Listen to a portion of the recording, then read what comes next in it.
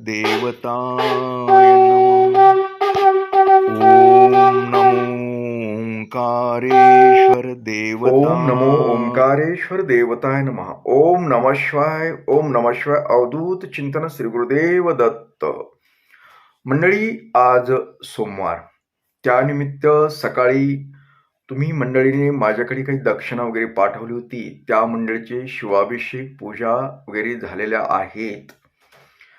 त्यांच्यासाठी आणि तुमच्यासाठी मी ओंकारेश्वर चरणी प्रार्थना केली.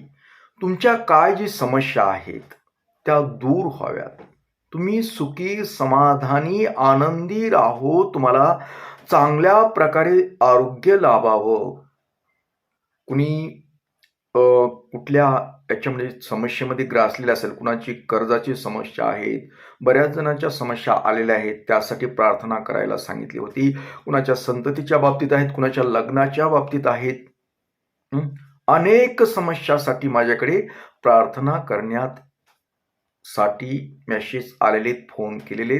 तर मी सर्वांच्या सकाळी पूजा करून त्यांच्यासाठी प्रार्थना केली की शंभो, त्यांच्या मनाच्या जी इच्छा आहे, त्यांच्या मनामध्ये जी काही इच्छा धरल्या आहेत, ज्याने का मनोकामना पूजा मांडलेली आहे, त्या मंडळीच्या सर्व मनोकामना पूर्ण होवो अशी मी ओंकारेश्वर चरणी प्रार्थना केली आणि तुमच्यासाठी आशीर्वाद मागितला. आणि मागतच राहतो, कारण तुम्ही सुखी असणं गरजेचं आहे. जो शंभूची सेवा करतो, भक्ती करतो, त्याच्यावर विश्वास ठेवतो, त्याला शंभू भरभरून देतो. शंभू भोळाय म्हणायला, पण तुम्ही किती श्रद्धा आहे करताय, त्याच्यावर किती विश्वास ठेवताय यावर पण अवलंबून आहे. तुम्ही जर मनातून विश्वास ठेवला तर तुमच्यासारखा आनंदी कुणीच नाही. अर्धवट विश्वास ठेवत असाल तर काही उपयोग नाही. तुम्ही मनातून श्रद्धेनं जी का मनोकामना पूजा सांगितलेली मी तुमच्या समस्यासाठी, त्या तुम्ही नियमितपणे करत जा. सोमवारी जी पूजा वगैरे सांगतो ना मी, ते करा. एक ना एक दिवस तुमची मनोकामना 100% पूर्ण होणार आहे. यात कसलीही शंका घ्यायची नाही. कारण मी जवळ 16-17 वर्ष झाली ती पूजा सांगतोय आणि लोकांना चांगले अनुभव आलेले आहेत. ज्यानं श्रद्धेनं केलं त्याचं काम झालं.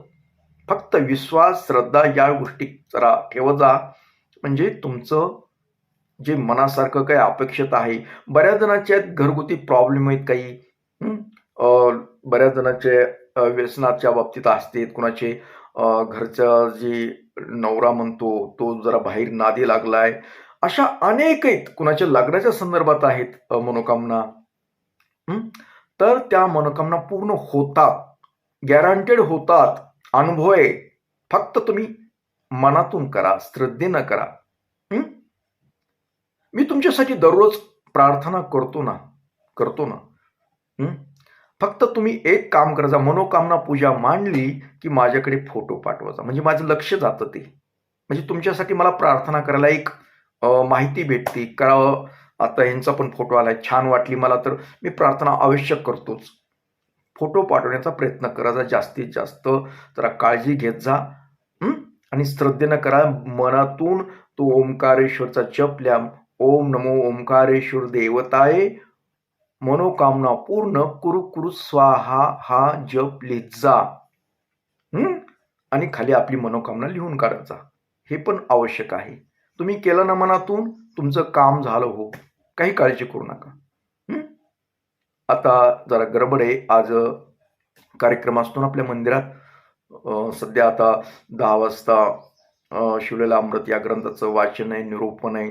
त्यानंतर 12 वाजता भावार्थ रामायण या ग्रंथाचं वाचन, निरूपण आहे. त्यानंतर महाआरती, महाप्रसाद, अन्नदान हा कार्यक्रम होतोय.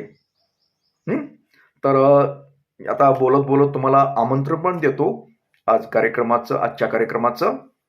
तुम्ही जवळपास असाल तर जरूर या, लांब असाल तर तिथूनच दर्शन घ्या. ओम नमः शिवाय. तुम्ही सुखी, समाधानी राहा, एवढीच मी ओंकारेश्वर जवळ प्रार्थना करतो. ओम नमः शिवाय. जय हिंद, जय भारत. सुखी राहा आणि समाधानी राहा.